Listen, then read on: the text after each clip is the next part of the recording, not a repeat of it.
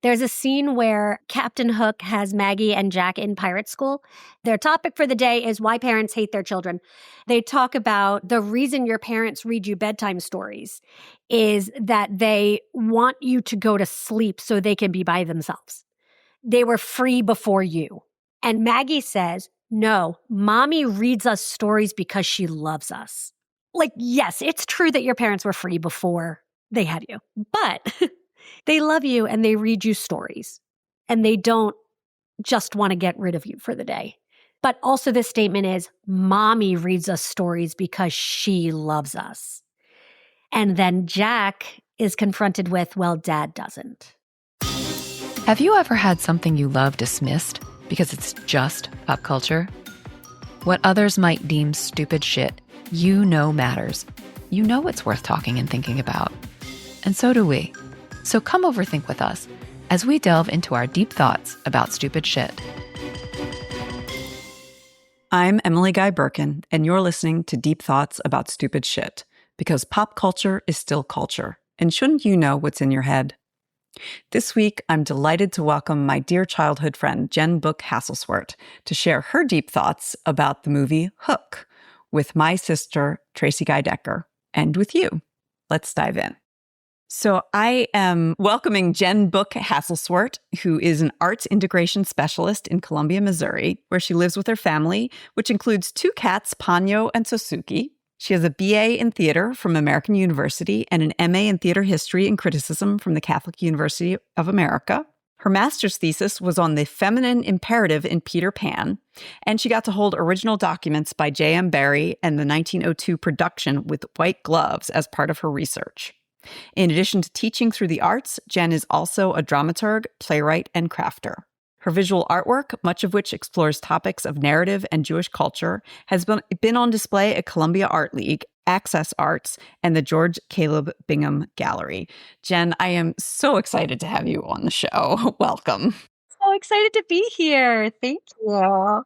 I reached out to you. I can remember Millstone Road represent being at your house and watching Peter Pan, playing Peter Pan. I remember that was such a formative story for you. And so I remember reaching out to you and saying, like, I think that having you on the show to talk about Hook specifically, because that was a movie that came out when we were adolescents, and how it kind of fits into your love for Peter Pan would be like a great fit for the show. And so, you were like, yes, please. So thought I'd start off with asking Tracy, because I'm pretty sure you've seen the film. What do you remember about Hook? I have seen this film. And hi, Jen. It's good to see you. I've seen it, but it's been a very long time. So what I remember is that Peter Pan, as Robin Williams, is all grown up and sort of forgets who he is. And then I feel like somebody gets kidnapped. Maybe his kid, possibly. And he has to go back to Neverland and remember. He has to remember his magic. And so it's all about like being an adult and all about like remembering wonder. That's what's in my head about Hook, is that it's about remembering wonder through the vehicle of the Peter Pan story. And Robin Williams is grown-up Peter Pan. That's what's in my head about Hook. But why don't you share what you've got? So, yeah, similar. I remember Robin Williams as grown-up Peter Pan, feeling like he was the perfect actor to play grown-up Peter Pan. Like, if anyone was going to play that character as an adult. I remember the moment when he like kind of embraced his Peter Pan personality. There's the Lost Boys were like having a food fight with invisible food. And all of a sudden his imagination kicked in, and like he could see it was like basically like colored whipped cream that they were throwing at each other. And I remember being charmed by that. So like I have a pretty good memory of it. I remember that Phil Collins has a cameo in this movie for some reason as a police inspector for Scotland Yard, and that Peter Pan ended up staying in the real world because he fell in love with Wendy Darling's granddaughter. And not knowing how I felt about that, and not knowing how I felt about Tinkerbell, who was played by Julia Roberts, being jealous. which I think is in the original, like she's jealous of Wendy Darling. So there's this like kind of push me, pull you aspect of like sex appeal and love and romance in this, which you'd kind of have to have if you have a grown up Peter Pan, which is not there when you have a, perpetual boy. I also remember Bob Hoskins played Smee. Since Roger Rabbit, I have adored Bob Hoskins. And the chemistry he had with, I think it's Dustin Hoffman plays Hook. Is that right? Their chemistry as like boss and servant kind of thing. But Smee is definitely the brains of the operation. Also, I found charming. That's basically what I have. But it's probably been 20 years since the last time I've seen it. Jenn, tell me why. Now, I basically know why Peter Pan is so important to you. But why is this adaptation of Peter Pan important? Why are we talking about it today? And the rest of us don't know, so you can share the Peter Pan thing, too. Yeah, that too. Sorry, I share with the entire class. Yes. For the whole class who can't see me, I do have Peter and Tink permanently on my quarter sleeve. They are a very, very important part of my history. But I've been trying to work backwards from why Peter Pan is so important to me, and I don't remember how it started. My mom pinpointed the exact same time that I did, the same point that I remembered, which was I was obsessed with the 1953 Mary Martin musical. I remembered that very well. Which I would watch on video all the time, but I don't remember why I was obsessed with it. And, Hook came out after I was standing on top of the jungle gym with my hands on my hips, pretending to be Peter and making Emily. I think you were always Wendy, right? And Rebecca was John, and my brother was Michael. That sounds about right. And I was always Peter. Mm-hmm. And then my grandfather passed away in 1990, and we had tickets to go see Kathy Rigby in Peter Pan. And so my mom's best friend, my brother and me, to go see Kathy Rigby in Peter Pan while my family was sitting Shiva. And she flew over our heads, and it was like the most magical moment. And then not too long after that, December 91, Hook came out. And I think it was my first adaptation of anything that I loved, that I could pinpoint and be like, I understand the differences between this and the thing that I love, and also its similarities and where it's coming from and the heart of the matter. And so I think that must be it. I'll buy it. I mean, it totally, makes sense. Yeah. And then Finding Neverland came out many, many, many, many, many years later. That's why I decided to write my thesis on Peter Pan. So, Jenn, I want you to give us a quick synopsis of the film for those of us who haven't seen it in 20 years. And if there are any highlights of buckets that you're going to talk about that you want to give us a preview of, then now's the time for that as well. Awesome. Great. We open on Peter Banning, who is who Peter Pan became. Robin Williams, his wife, Maura, who is played by Caroline something. She's the mom in The Princess Diaries. And their son, whose name is Jack, who's played by the wonderful Charlie Korsmo, who did 4 movies ever, and they are all wonderful and amazing. And then he stopped acting to be a person. Spielberg is the director. He signifies to us what Jack is like because he's holding a baseball glove and a baseball while at his sister's play. And the play that his sister, Maggie, who only ever did Hook, that's it. She didn't do anything else. She is in Peter Pan, and she's playing Wendy, and Peter is being played by a girl, as Peter is traditionally played by a girl on stage. And they're doing the dialogue from the play. And it is a musical, but it's not the musical. Hook was originally supposed to be a musical, and you could totally tell where the songs were supposed to be, but only one song remained, which is wild because this movie could have used a whole lot more editing, but they cut all the songs out.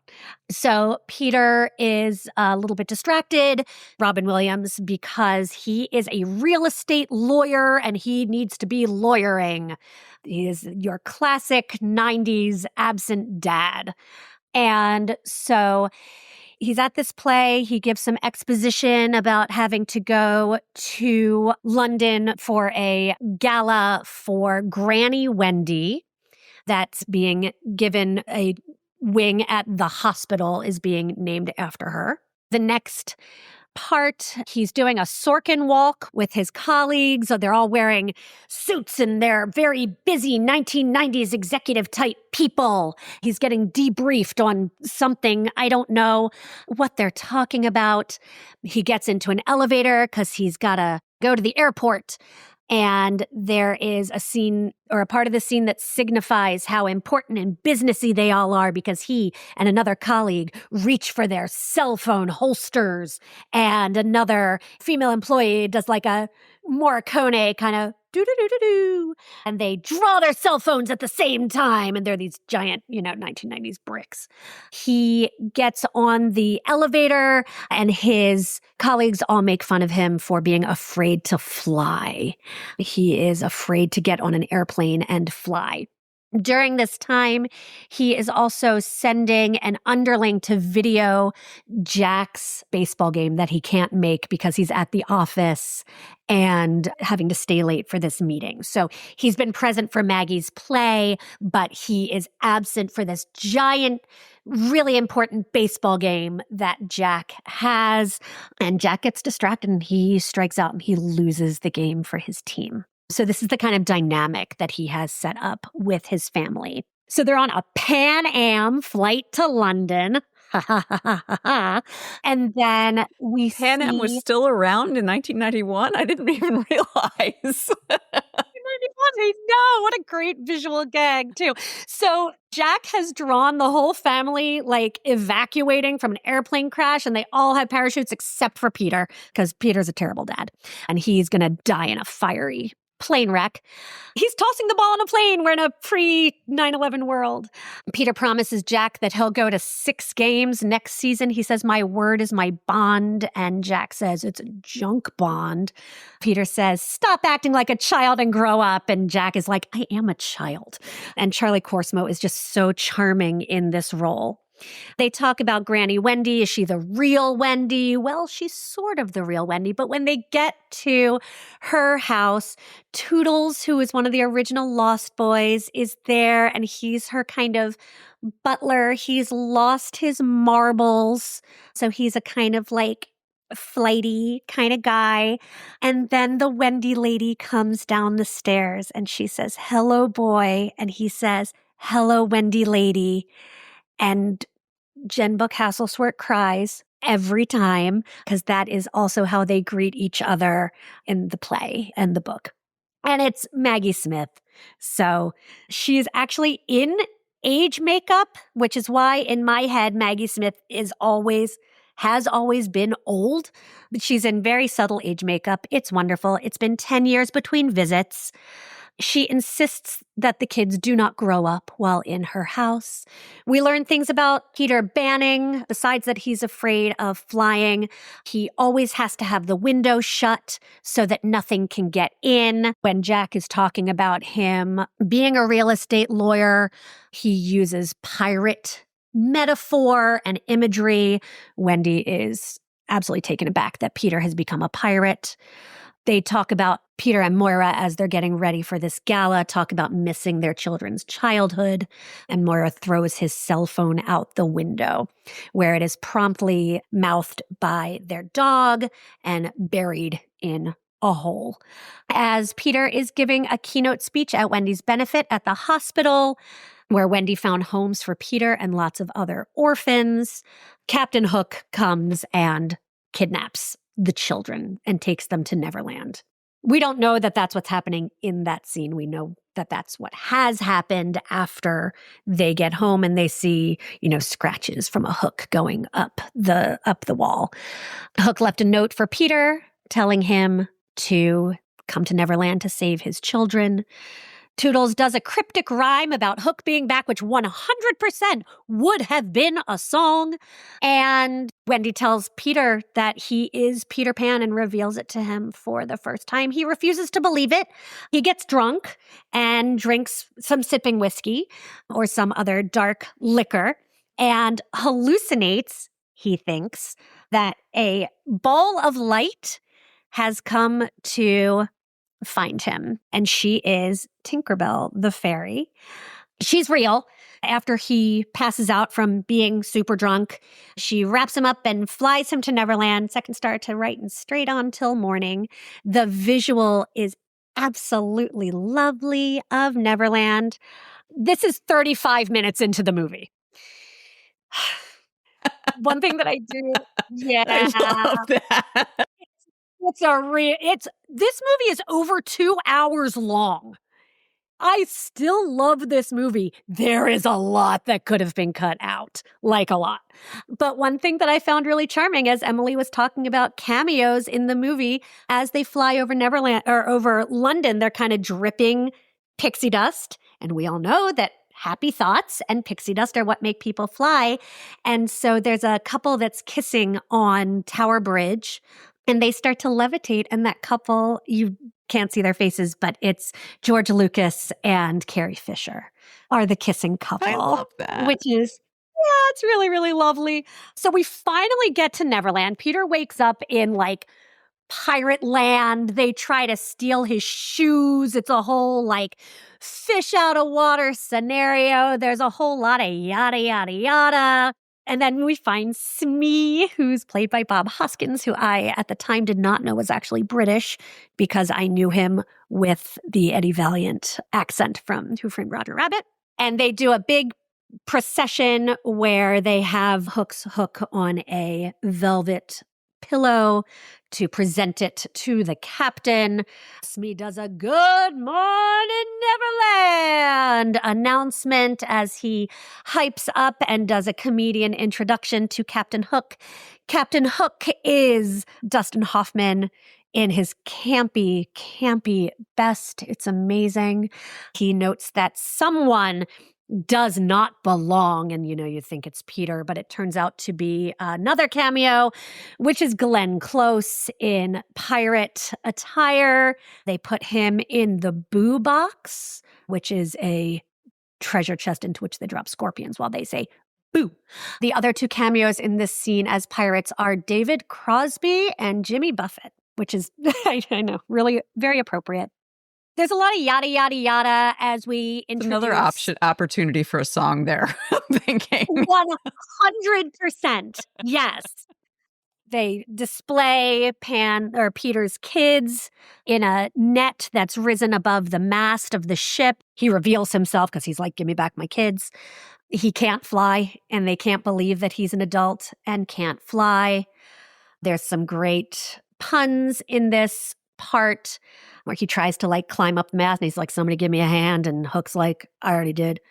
He can't reach his kids. Tink talks them into not killing Peter and the kids. Give us 2 days. More yada, yada, yada. He gets knocked overboard, kissed by some mermaids who give him breath power. I don't know, underwater.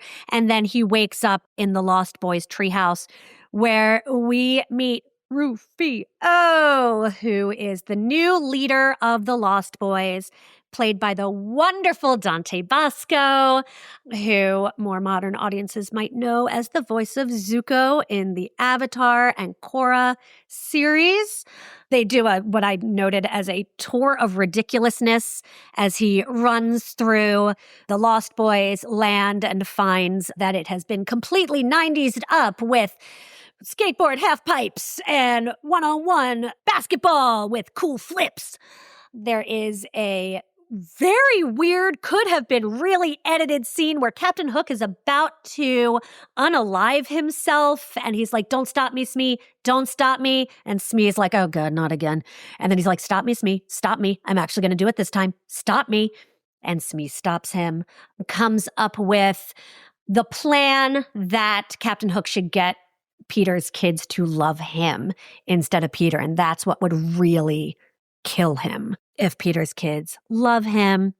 We have a training montage of Peter losing weight to fight with Hook. There's a lot of body shaming here, even though one of the really prominent Lost Boys is a bigger kid. And of course, his name is Thudbutt. And And he's got 2 days to train, right? I mean, he's got 2 days to train, and they're all like, lose that weight. You're real fat. And it's like, I don't think that like teach him how to hold a sword, maybe, is what he needs. Not helpful. Also could have been a song. They sit down to dinner. Everybody say grace, and they all go, grace, while Peter's like, oh, thank you, Lord. Then the kids do amazing space work while they eat invisible foods. Peter is real hungry. He can't do it. He and Rufio insult each other back and forth. And through becoming Robin Williams, he also becomes the Pan and is able to use his imagination by, freestyle, you rude bag food dude or something like that. The kids say, you're doing it. You're using your imagination. You're playing with us, Peter. And all of a sudden, Peter can see the food in front of him. It's a feast. They have a big food fight, like Emily said, with the food-colored whipped cream.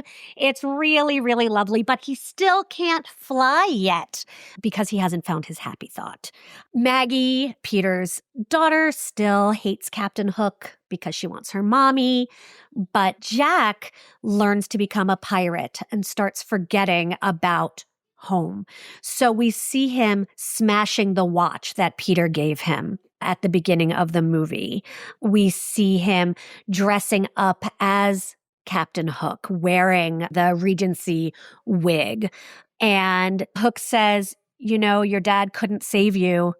And Jack says he wouldn't save us. He could have tried, but he didn't. So Jack chooses to become a pirate, and Hook supports him playing baseball. They make 2 baseball teams, both called the Pirates. They have a whole baseball game, and they cheer for Jack, and they're there for him in a way that Peter wouldn't be there for him because he was an absent 90s dad. They have a big baseball scene where the Lost Boys are, 3 kids in trench coats piled on top of each other, disguised as pirates. They cheer for Jack. The pirates are saying, run home, Jack! Run home, Jack! And Jack is like, wait, what's this home you're talking about that I should run to? And they're like, wait, we've got it backwards. Home run, Jack! Home run, Jack! And Jack's like, oh, okay, I gotta hit a home run. More yada, yada, yada-ing. Peter finds his old tree house where he lived with Wendy. He starts to remember, because he got knocked on the head by Jack's home run ball. He sees his own childhood reflection in the mirror or in the lake. His shadow starts doing funny things, and he finds that his happy thought is his children, which is really, really awesome. They find you are the Pan. He talks through the entire preface and beginning of the Peter Pan story that we know. And then Tink's feelings are so big, they're too big for her body, and she becomes full-size Julia Roberts for the first time and only time in the whole movie because her feelings are so big they couldn't be contained in her little body. And she professes her love to Peter and kisses him, and he says, Moira, I gotta get back home to Moira. I gotta save my kids and get back home to them. And her heart is broken, but she understands. They all suit up to battle the pirates. They go and battle the pirates. They win. Thudbutt helps them win by becoming a ball and rolling down the stairs. His weight is the perfect thing. Body neutrality. His body works to help them seize the day. It's not Newsies. This one's actually not a musical. Hook asks, how did you ever manage to fit into those smashing tights again, Peter? Peter and Hook do the same back and forth that they do in the original. Insolent youth, prepare to meet thy doom. Dark and sinister man, have at thee. It is unclear to me whether Captain Hook knows that he's quoting something that he said 30 years before. They win the battle, but not until after Hook runs Rufio through with a sword, and he is no longer alive. Hook does some bad form tricks to Peter, but ultimately Peter winds up asking him or making him yield. Hook does wind up disappearing in a very weird way, which is that potentially the crocodile who originally ate his hand and he had taxidermied and stuffed in the middle of Neverland might have come to life and eaten him. It's very unclear and weird. But he's not there anymore. And so he has Tink sprinkle the kids with the pixie dust and they fly home. Peter names Thudbutt the new leader of the Lost Boys now that he's going home and Rufio's not around anymore. He says, I want you to take care of everyone who's smaller than you. The smallest one says, then who do I look after? And Peter says, never bugs, little ones. They fly home. Moira wakes up and her kids are there. And Smee is a street sweeper. So it's unclear about whether to him, whether it's all been a dream, but the kids remember it as well. Now they need to leave the window open always instead of having it closed. He kisses Moira, which is something that he'd not done previously in the movie. Apparently, Neverland is marriage counseling. He had dug up his phone from where Nana had buried it, but now he throws it out the window again. And Thudbutt had given Peter Toodles marbles, which he had left behind in Neverland. So he gives Toodles back his marbles, which he didn't lose after all. And they were his happy thought. And he goes flying away through London. And it ends with another famous line from Peter Pan. Someone says, so Peter, your adventures are over. And he says, no, to live will be an awfully big adventure. End of movie. That was more of a synopsis. But see, it could have been edited so much. There's so much in this movie. It is hard to be concise. It really is. And I didn't even there's so much that I didn't go over. So where would you like to start in the analysis?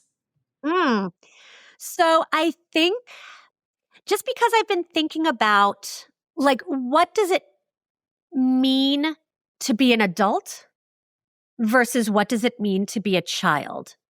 And so Peter he's forgotten everything up until until he he picked up two guys in a truck, moved to London from Neverland.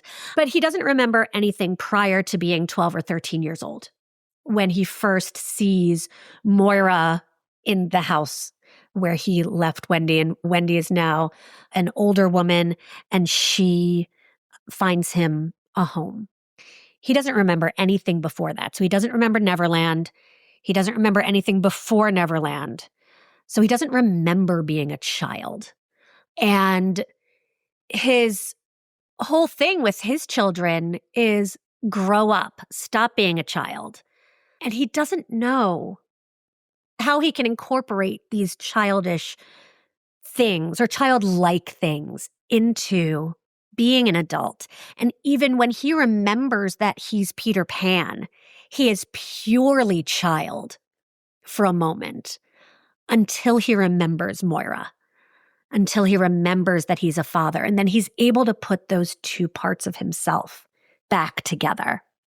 And I think the idea of being there, just remembering what it was like to be a child, leads to that 90s absent dad trope of being an adult is the only important thing. And he doesn't have anything like, I need to put food on the table or I need to, this is what I need to do with the money. It's just dad is a grown-up and he can't relate to us. Being an adult is the most important thing you can be. Yeah, just to build on that, I feel like that's really interesting, just in part just because of why J.M. Barrie wrote this, because he had a brother who died and so who never grew up. And so like would forever be young, would forever be Peter Pan. And so Peter Banning is the opposite, is forever an adult, had never experienced childhood. I'm thinking about before my dad died, there was a point where he said he had forgotten what it was like to be a child. Like he had gotten to an age where he'd forgotten what it was like to be a child. And I wish I could remember when he said that to me, whether it was before or after I'd had kids, because he absolutely adored being a grandfather. But I also he really liked babies. I'm not sure how he would feel about elementary school kids and once they've got a mind of their own. Right. But that's really interesting. And that's something that we've talked about a little bit before in previous episodes, in Big, where as adults, we forget what it's like to stay connected to that childlike wonder that is such an important part of humanity that we lose in the being an adult is the most important thing. That we think I got to do the spreadsheets. But then we also, if you refuse to accept any responsibility, then you the overcompensating. But then there's the overlap where with Peter here, he's saying responsibility is so important. And then he's missing the responsibility of being a father by completely missing his son's baseball games, which is so much more important than whatever he's doing with these real estate mergers or whatever. Absolutely. And I think about I'm really fortunate in my work that I do. My work is playing. And my school where I work is inspired by Montessori and Reggio Emilia work. And Maria Montessori famously said, play is the work of children. And so I get to sit on the floor and I get to make things with pom-poms and things like that as an arts integration specialist. And I think part of what separates being a normal adult, because I'm not a normal adult, I think part of what separates being a normal adult from being a child is the curiosity about the world. And that's what leads to play. So in my research for my thesis, part of my thesis is that Neverland is a game of pirates and Indians, and that all the children are repeating what they've heard. And Indians is J.M. Barrie's language. And so everyone is repeating what they've heard their parents say about these different kinds of people. And it actually isn't until I just said that just now that I didn't realize that the Indians are not in this movie at all. Had not noticed that till right this very moment. But yeah, it's that wonder, it's that play, it's that if anything in the world could be on this table, what would I have it be? I was also thinking about Big, so I was glad that you mentioned it because it also has been coming up for me and thinking about wonder, but also actually SpongeBob. When we talked about SpongeBob and when you were talking about imagination, Jen, and when you finally saw it, and I thought about that meme, imagination with the rainbow. I got to tell you real quick that that's one of the things that I do with the kiddos is we talk about the tools that we have in our toolbox as artists. And I say, you make your fists, you cross them at the wrists, you pop out your sparkle fingers, and you make a rainbow above your head like SpongeBob. And that is I say that at the beginning of every school year. That's fantastic. That's also, so I've had a recent philosophical conversation with my 14-year-old. He's a writer too. And oh my God, this kid is like a copy of me in so many ways. And I recently told him, before you have kids, one of the things they tell you is that the hardest thing of parenting is your kids make the same mistakes you did, and you can't you see it coming and you can't stop them from making those mistakes. And before I had kids, I was like, what? I don't know what mistakes my kids will make. And then I had him.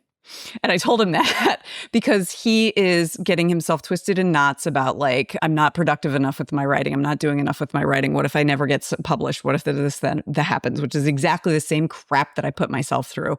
And 30, 40 years of overthinking my writing and squeezing all the joy out of it. And I've told him that. And I'm like, please don't do this to yourself. But it's the same sort of thing where it's the adult pressure on the childlike wonder, because it's the joy and the imagination and interest that is innately in me from being a small child making up stories. But then there's the adult pressure of like, but I gotta do something with this that like squeezes all of the air out of it. And so, I end up having writer's block for 6 years.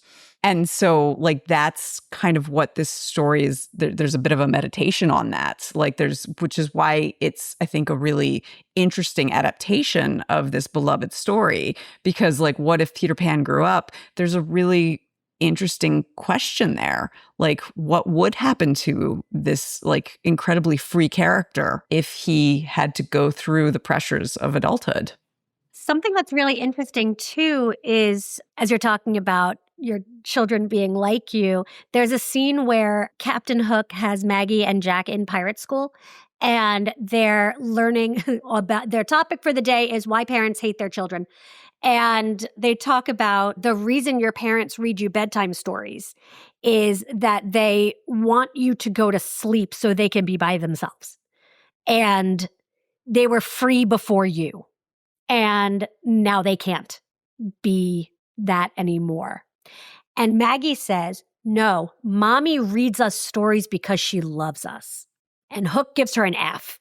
And she freaks out because she's 7 years old and she's never gotten an F. She's like, an F? And I see that very much coming from Peter, but that's such an amazing statement of, no, even like, yes, it's true that your parents were free before they had you, but they love you and they read you stories and they don't just want to get rid of you for the day, And I think that's such a great statement. But also this statement is, mommy reads us stories because she loves us. And then Jack is confronted with, well, dad doesn't. This movie, I'm relatively certain, does not pass the Bechdel test, but it does have strong named female characters who have backstories and who have personalities of their own and are not necessarily just there to serve the story. And Maggie is a character that I'm really glad my daughter can see specifically. Jenn, I want to take us to a slightly different place. I want to ask you about this. Emily named that Barrie wrote this because of his deceased brother who can never grow up. And I'm feeling a tension that I'd love to hear you talk about a little bit more. Like, Neverland is a game of pirates and Indians, and so it's just happening all the time. It's basically imagination. But also maybe Neverland is death because Barrie's brother is there. But also Neverland is where this distracted dad who's forgotten what actually matters, where he goes to find his wonder. Like, all three feel like they're true in Hook and maybe in the Peter Pan original.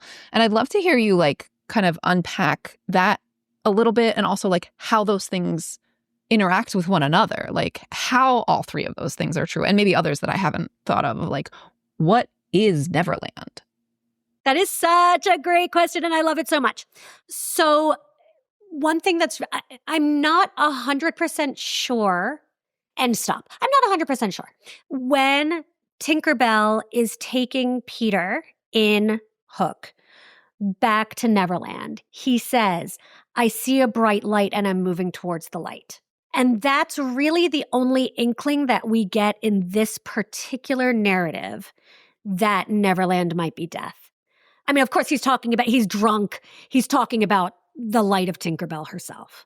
But I was also thinking while watching the movie this go round, you know how whenever people are haunted or whenever people think they see ghosts, they think they see little Victorian children. And that's what Peter Pan is, right? Little Victorian children and Edwardian. But in Hook, you've also got the kids from the 90s, the 1990s. Well, I guess the 80s. And I had been thinking recently, anyway, because my house was built in 1999, that if there was a ghost in my house, that ghost would be from the 2000s. And you don't ever see ghosts from the 2000s. You don't ever see ghosts from the 90s. There's no ghosts wandering around in flannels and a Nirvana shirt, right? So we do have, except in the very first season of American Horror Story, spoilers. And so we do have, if Neverland is death, these kids who have come after Peter left, who he didn't know. There are still some of the original Lost Boys. There are the twins. They're still there. Toodles left. But there are lots of kids that Peter didn't know, like Rufio. And those are the ghosts of the 90s. Those are the children who found Neverland in the 80s and 90s. And that's why Neverland is different than it was since Peter was there. Neverland, there's a thought that the reason a lot of people have written, very few people have written about Hook. Lots of people have written about Peter Pan. And so there's a school of thought that the reason that kiddos do grow up in Neverland, but Peter either kicks them out and they become pirates, and that's where pirates come from, or Peter kills them once they start getting older. Well, that's dark. Yeah. I mean, Wow. Peter's not in the classic story, right? If we look at it from an adult perspective, Captain Hook has gotten lost. He's a cavalier, King Charles II cavalier. That's why he looks like he does, with the big wig and the big coat. Also drag queen, but they wouldn't let me write about that for my thesis. So we're going to That is a damn shame, because I would read that. He's a panto dame in the Victorian panto tradition. Anyway, I'll write that someday. So he and his crew get lost somehow in Neverland, or maybe they died and were taken to Neverland somehow. Here's this bratty 11-year-old kid who's like, okay, you're my enemy now. When we play pirates, I have to fight the pirates because that's my game. They become mortal enemies. The kid chops off his hand, throws it into the ocean or the lagoon, where it's eaten by a crocodile, who then has a taste for human flesh and comes after Hook for the rest of his life. And so Hook is fighting for his life because this 11-year-old can't leave him alone. So, I mean, that's Peter Pan from an adult perspective, right? And so Peter's not a great guy. A very important part of his narrative in the original story is that Peter forgets. And so that's completely in character for him in Hook. When Peter comes to visit Wendy decades in the future, Tink has died because fairies don't have long lives. Wendy asks about her, and Peter says, "Who's Tink?" He forgets. And he comes to see Wendy less and less and less frequently. And that is what we see in Hook, but he forgets. And so I'm not sure whether that's the dead forget about the living or kids have short memories, but there's something there. I don't know if that answers your question. I don't know if there is an answer to that question. Yeah, that's fair. I wonder too if what the forgetting is almost necessary to avoid growing up. Yeah. Right? Because, I mean, yeah. Well, I feel like part of the thesis of this and Big and SpongeBob is that being an adult is not actually about the responsibility. The sort of the negative piece of adulthood is just sort of the cumulative effect of like forgetting what matters. But in order to stay perpetually childlike, one has to forget things, especially difficult things like Tinkerbell's death, right? Like remembering your best friend's death is going to take away some of your childlike wonder. It's going to adultify you in some way. And from there, something that I think is really interesting is it's not a coincidence that Michael Jackson called his home Neverland Ranch. And he really identified with Peter Pan as well. And I recently heard another writer say that writers tend to continually write about wherever they got stuck in childhood. And apparently Stephen King saw a friend get in a horrible accident when he was very, very small. And that's why he writes horror. And, clearly Michael Jackson was horribly abused as a child, which is why he got stuck in this, whatever this childlike place he was. Because Neverland does not seem like something that you would want to aspire to. And Peter Pan does not seem like something you would want to aspire to.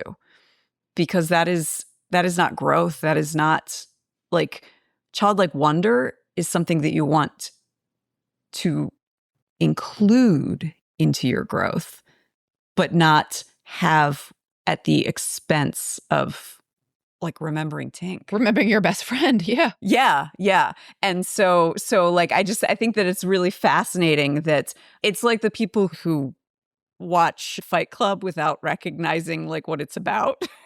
Like watch it on like without unironically like I want to start a fight club. It's like no, you didn't get the movie.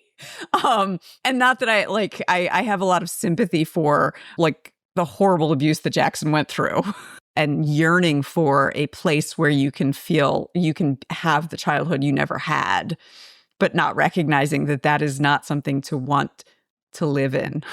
You know, nice place to visit. Kind of, yeah. Something that's really interesting, too, about that is that one of the things about being a child is that you don't form adult relationships or relationships in the way that adults do. And Tinkerbell in the original is very much in love with Peter.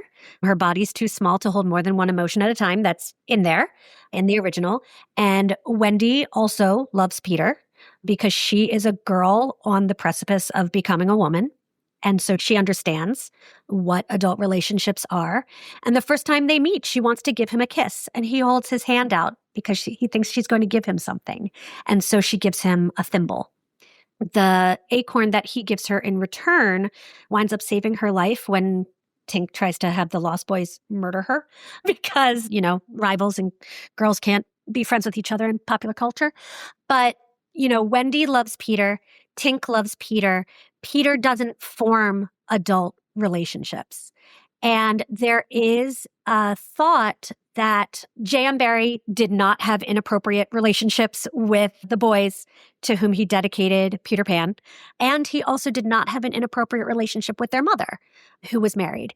Barrie was married, but there is a real serious thought that he might have been asexual and could not or did not form, and maybe aromantic as well, did not or could not form those relationships with people in the way that a Victorian and Edwardian society would have expected one. I feel like there's two things that you said in advance that I want to just like lift up and if you have any additional comment, because I want to make sure that our listeners hear this. One is, I'll just name it because you started to say it, but there's something really fascinating about the idea that the play somehow exists in the world of Hook. And so we have, like when you said, it's unclear whether or not Hook realizes he's saying something that he said 30 years ago or whatever. I think the cosmology of that world that's created by that literature that is also the literature is really, really interesting to me. So I just wanted to lift that up a little bit more explicitly. And then the other thing that you said that we haven't actually touched on is the ways in which this film, this adaptation, is a love letter to Peter Pan. And so if you wanted to say a few words about that before we wrap up, I wanted to give you the opportunity. Yeah, I think it's really Spielberg and the screenwriters just obviously know the source material so well. And I think that the Lost Boys treehouse in particular is exactly how I would have pictured it. And it's so full of childlike wonder. At one point when they're saying goodnight to each other, one of them blows a raspberry to blow out his nightlight, which is just so lovely. I think that having so many quotes in there from Peter Pan and even referencing the Great Ormond Street Hospital, which is where all of the royalties from Peter Pan go in perpetuity as willed by J.M. Barrie, and is where Wendy is getting honored in this movie. Knowing that, Wendy name-checking J.M. Barrie, but saying that she and her brothers would tell these stories to each other, and Mr. Barrie wrote them down, even nods to the history of the story itself rather than just quoting it. And I love to, because I am a person who in my criticism, and I do have a degree in theater history and criticism, but I recognize that criticism doesn't have to be negative, as you do when you, with this podcast, put a critical eye on things, but that doesn't mean being negative or nasty about them. I don't find it pleasurable to talk in a negative way about these things. And watching Hook as an adaptation as well as a sequel in such a loving way is such an absolute pleasure.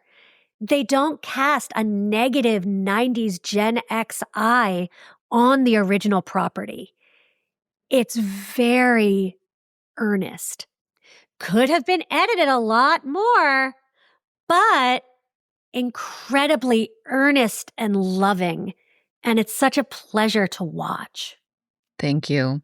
Okay, let me see if I can reflect back what I heard. So that was a beautiful place to land.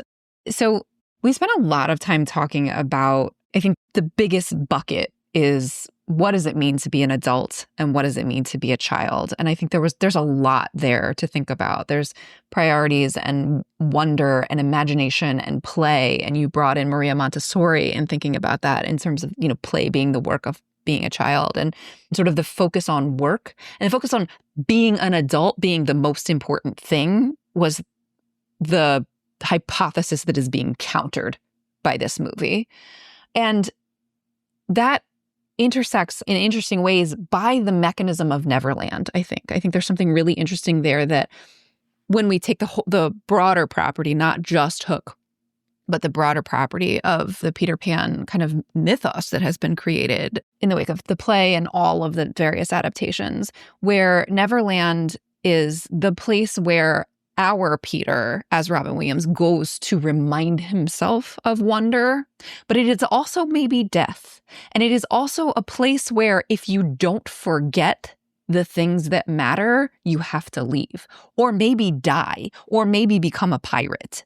So, it's not unqualified. It is not uncomplicated. And I think that's really interesting and really important and probably why all of these years this property continues to be so animating for you. Also, you talked about this as sort of when we meet him, Peter Banning, as the quintessential distracted 90s dad who we all had a good time shitting on then. I mean, there's so many examples of that character. So I think that's sort of interesting as a time capsule from the 90s. That's sort of interesting. And then just very quickly, probably doesn't pass Bechdel, but does give some really strong and fully fleshed out and interesting female characters with voices, including young Maggie, who I think is really poignant and sweet that you named, that you're glad that your daughter, who I just had the opportunity to meet virtually and is 3.5, and you're glad that she has Maggie as a potential role model. So that's pretty great. And then I re-lifted up, which you sort of said in passing, the fact that there's this interesting cosmology of this literature that exists in the world of itself, but also references it, but also is an adaptation of it, all of those self-referential points, which make it ultimately a love letter to the original Barrie, which is really, really lovely. And I think also allows you where you just landed, that we can have a critical eye and sort of see all of these things and all of this furniture of the mind that this has continued to impart about childhood and adulthood and about rivalries between women, which you just said in passing, but I think it's worth renaming, and about what does it mean to have adult relationships? When we're talking about romance and sex and the fact that in the original source material, Wendy wants to give him a kiss. And so he puts out his hand and what does that have to say about adulthood? There's so much in there. This is really, really deep. I feel like we could have gone, we're going over time, but we could have gone a lot longer. What did I miss from our conversation in my attempt to share the highlights? You think I did it? There could have been a lot more music. Oh, yes. Actually, that actually is an important highlight. I think this is what I learned from Jenn. This movie could have been a lot shorter and it could have had music. The only song is sung by Maggie. Oh, yes, I remember that. It's the one song. Yes. And it reverberates all through Neverland. You can hear it from everywhere. Yeah. Well, Jenn, it was wonderful to see you again. It's been a pleasure. I used to babysit for Jenn and her brother when we were kids. So this is old home week for reals. This is so awesome. Thank you so much. It was really, really great to have you on the show. Is there a way to get in touch with you if folks want to? Socials? I am on Instagram at Sunbonnet Sue is tired. Sunbonnet Sue is tired. We will link to it in the show notes. Thank you so much. And next week, it is my turn. I will be bringing my deep thoughts about the Disney animated film, The Sword in the Stone. Very, very cool. Till then. All right, until then. This show is a labor of love, but that doesn't make it free to produce. If you enjoy it even half as much as we do, please consider helping to keep us overthinking. You can support us at our Patreon. There's a link in the show notes. Or leave a positive review so others can find us. And of course, share the show with your people. Thanks for listening. Our theme music is Professor Umlaut by Kevin MacLeod from Incompetech.com. Find full music credits in the show notes. Thank you to Resonate Recordings for editing today's episode. Until next time, remember, pop culture is still culture. And shouldn't you know what's in your head?